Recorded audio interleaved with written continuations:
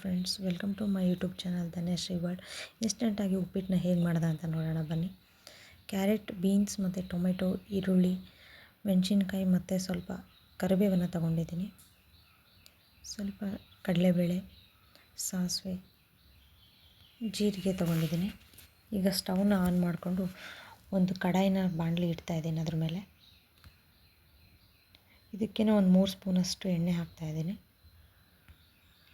ಎಣ್ಣೆ ಎಲ್ಲ ಸ್ವಲ್ಪ ಬೆಚ್ಚಗಾದಮೇಲೆ ಅದಕ್ಕೆ ಸ್ವಲ್ಪ ಕಡಲೆಬೇಳೆನ ಆ್ಯಡ್ ಮಾಡ್ತಾಯಿದ್ದೀನಿ. ಇದು ಆ್ಯಡ್ ಮಾಡಿ ಆದಮೇಲೆ ಸ್ವಲ್ಪ ಜೀರಿಗೆ, ಸ್ವಲ್ಪ ಸಾಸಿವೆ ಹಾಕ್ತಾಯಿದ್ದೀನಿ. ಮತ್ತು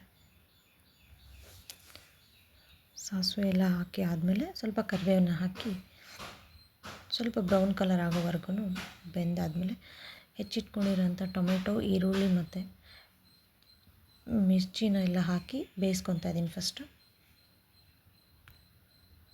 ಇದೆಲ್ಲ ಬೆಂದಾದಮೇಲೆ ಮಿಕ್ಕಿದ್ದು ವೆಜಿಟೇಬಲ್ಸ್ನೆಲ್ಲ ಕೂಡ ಹಾಕ್ತಾಯಿದ್ದೀನಿ ಇದಕ್ಕೆ.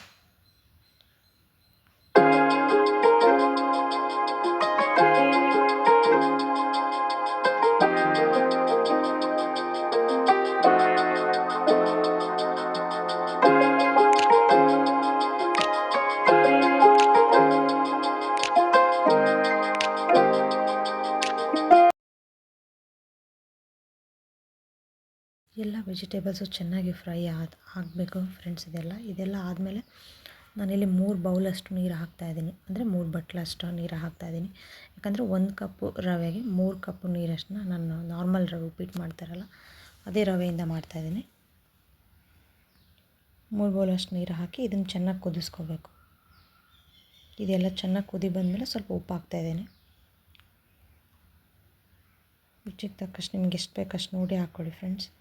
ಇದನ್ನು ಸ್ವಲ್ಪ ಲಿಡ್ನ ಕ್ಲೋಸ್ ಮಾಡಿಕೊಂಡು ಒಂದು 5-10 ನಿಮಿಷ ಅದು ಇಲ್ಲ ಫುಲ್ ಕುದಿಬೇಕು ಫ್ರೆಂಡ್ಸ್ ನೀರೆಲ್ಲ. ಇವಾಗ ನೋಡ್ತಾ ಇರ್ಬೋದು ಎಷ್ಟು ಚೆನ್ನಾಗಿ ಕುದೀತಾ ಇದೆ ನೀರು ಅಂತೇಳಿ. ಈ ಕುದೀತಿರುವಂಥ ಟೈಮಲ್ಲಿ ಚೆನ್ನಾಗಿ ಕುದ್ದಾದ್ಮೇಲೆ ನಾವು ರವೆನ ಹಾಕ್ಕೊಂಡು ತಿರುಗಿಸ್ಬೇಕಾಗುತ್ತೆ. ಈಗ ರವೆನ ಆ್ಯಡ್ ಮಾಡಿಕೊಂಡು ನಾವು ಚೆನ್ನಾಗಿ ಮಿಕ್ಸ್ ಮಾಡ್ತಾಯಿದ್ದೀನಿ.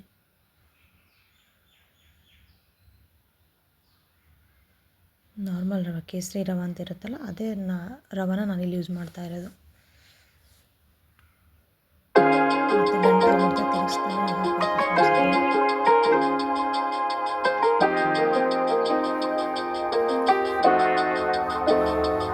ಗಂಟೆ ಆಗ್ದಿರೋ ಎಲ್ಲ ಕಡೆ ಚೆನ್ನಾಗಿ ಮಿಕ್ಸ್ ಮಾಡಿಕೊಂಡು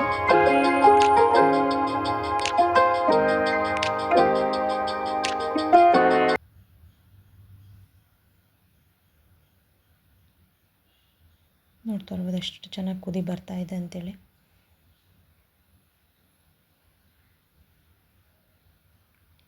ನಾರ್ಮಲ್ ರವೆ ತಗೊಂಡಿರೋದ್ರಿಂದ ಸೋಜಿ ರವೆ ಆದರೆ ಇಷ್ಟೊಂದು ಟೈಮ್ ಹಿಡಿಯಲ್ಲ ಫ್ರೆಂಡ್ಸ್.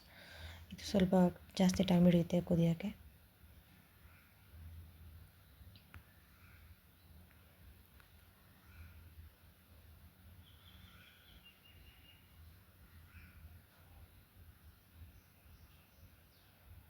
ನಾನು ತಗೊಂಡಿರೋ ಅಳತೆಗೆ ಅಷ್ಟು ಗಟ್ಟಿನೂ ಆಗೋಲ್ಲ, ಅಷ್ಟೊಂದು ತೆಳುವೂ ಆಗೋಲ್ಲ ಫ್ರೆಂಡ್ಸ್. ಚೆನ್ನಾಗಿ ಬರುತ್ತೆ ಉಪ್ಪಿಟ್ಟು.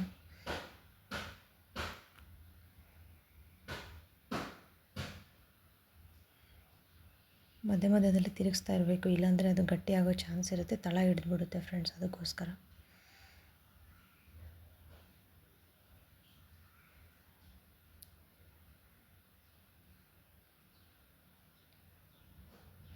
ನೋಡ್ತಾ ಇರ್ಬೋದು ಎಷ್ಟು ಚೆನ್ನಾಗಿ ಆಗ್ತಾಯಿದೆ ಅಂತೇಳಿ.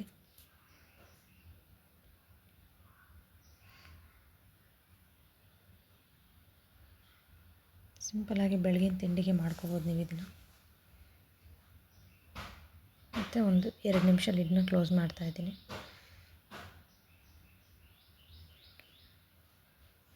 ನಾನು ಓಪನ್ ಮಾಡಿ ತೋರಿಸ್ತಾ ಇದ್ದೀನಿ ಆಲ್ರೆಡಿ ಎಷ್ಟು ಗಟ್ಟಿ ಆಗ್ತಾಯಿದೆ ಅಂತೇಳಿ.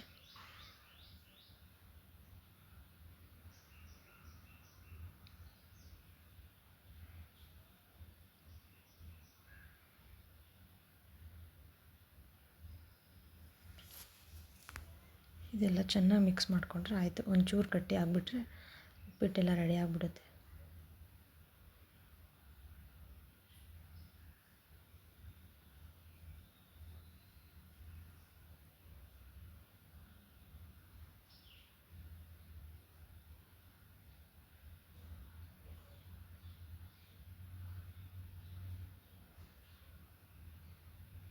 ಸಿಂಪಲಾಗಿ ಕ್ವಿಕ್ಕಾಗಿ ಕೂಡ ಮಾಡ್ಕೋಬೋದು. ನಾವು ಬೆಳಗಿನ ಅವಸರ ಇದ್ದಿದ್ದಂಥ ಟೈಮಲ್ಲಿ ಲಂಚ್ ಬಾಕ್ಸಿಗೆಲ್ಲ ಮಾಡ್ಬೋದು ಫ್ರೆಂಡ್ಸ್ ಇದನ್ನು.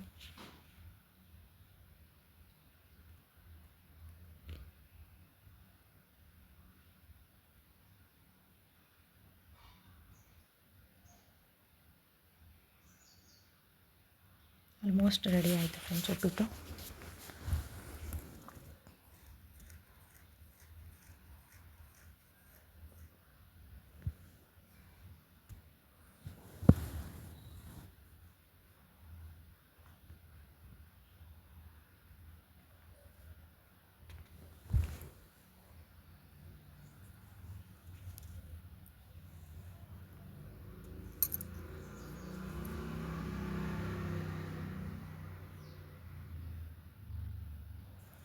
ಕ್ಯಾರೆಟು ಎಲ್ಲ ತುರಿದು ಹಾಕಿರೋದ್ರಿಂದ ತುಂಬಾ ಟೇಸ್ಟಿಯಾಗಿರುತ್ತೆ ಇದು. ಬಟಾಣಿ ಮತ್ತೆಲ್ಲ ಮಿಕ್ಸ್ ಮಾಡಿರ್ತೀವಲ್ಲ. ಇನ್ನೂ ಬೇಕಾದರೆ ವೆಜಿಟೇಬಲ್ಸ್ನ ನೀವು ಆ್ಯಡ್ ಮಾಡ್ಕೋಬೋದು. ನಾನು ನಮ್ಮ ಮನೇಲಿ ಎಷ್ಟಿದೆ ಅಷ್ಟನ್ನೇ ನಾನು